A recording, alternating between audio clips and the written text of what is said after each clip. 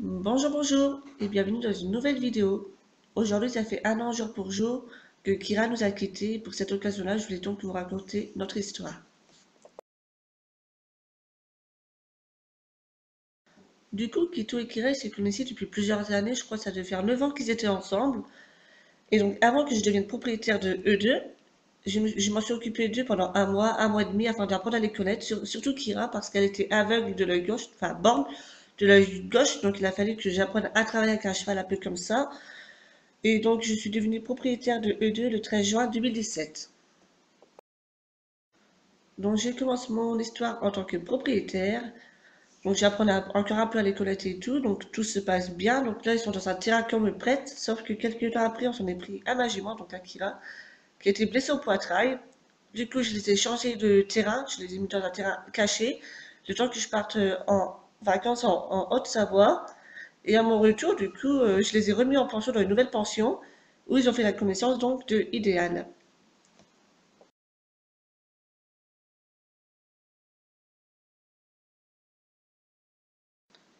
Donc avec Kira, je faisais essentiellement du travail à pied, des balades, enfin pas trop du travail poussé car je voyais qu'elle n'avait pas le physique pour, enfin elle n'avait pas le souffle et le cardiaque pour ça. Du coup, je faisais un petit peu de balade, enfin je la sortais, question de sortir et je passais beaucoup de temps avec elle pour la câliner, elle adorait les câlins. Et en fait, ce qui s'est passé, petit par petit, Kira, elle a commencé à maigrir. Donc de là, je dis bon bah c'est pas grave, je vais commencer à la complémenter, tout ça. Ça allait. Après, à chaque fois qu'elle stressait, elle reperdait du poids. Du coup, c'était un petit peu compliqué. J'ai fait venir une vétérinaire qui m'a dit que, bah, qu'elle avait rien de spécial. Enfin, elle ne savait pas ce qu'elle avait.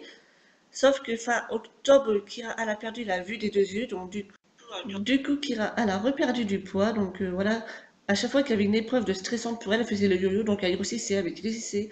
Et elle faisait que ça. Et du coup, bon, de temps en temps, je la sortais quand même un petit peu en balade pour changer un peu le moral. Enfin, j'ai changé son alimentation pour essayer de la refaire grossir plus vite, enfin, qu'elle soit vraiment belle pour l'hiver. Du coup, Kira, elle avait commencé à perdre la vue, donc c'est pour elle, ça a été un petit peu le stress.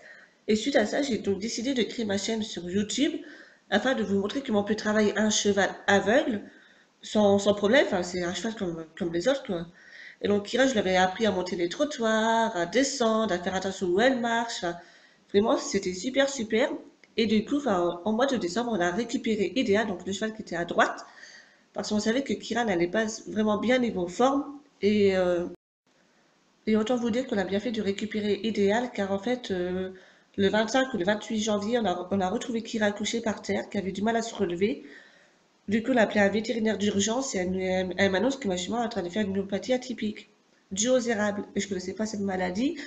Et du coup, elle m'a dit, bon, bah, je mets la jument sous vitamine pendant 15 jours. Et si ça va mieux, bah, tant mieux pour elle. Mais si elle se recouche avant les 15 jours, bah, il faudra prendre la décision de la faire partir. Et du coup, le 5 février, bah, Kira s'est retrouvée couchée. On a essayé quand même de la relever tant bien que mal. Sauf qu'on n'y a pas arrivé. J'ai dû du coup appeler un vétérinaire d'urgence pour mettre fin à ses souffrances. Et donc, Kira nous a quittés le 5 février 2018. Et ça fait jour pour jour, du coup, 1 an. Et c'est toujours très dur. Car c'était vraiment une jument très attachante. Et vraiment, je m'entends super bien avec les juments. Elle était vraiment adorable. Et vraiment, je le regrette de ne pas avoir fait plus pour elle. Je savais pas, je connaissais pas cette maladie. Et c'est pour ça qu'en tant que propriétaire, avant d'acheter un cheval, mais vraiment, renseignez-vous sur tous les risques que les chevaux peuvent avoir. Ça, je connaissais pas. J'étais vraiment naïve. Et je m'en veux vraiment à cause de tout ça. Et j'espère vraiment que ça m'a servi de leçon, on va dire.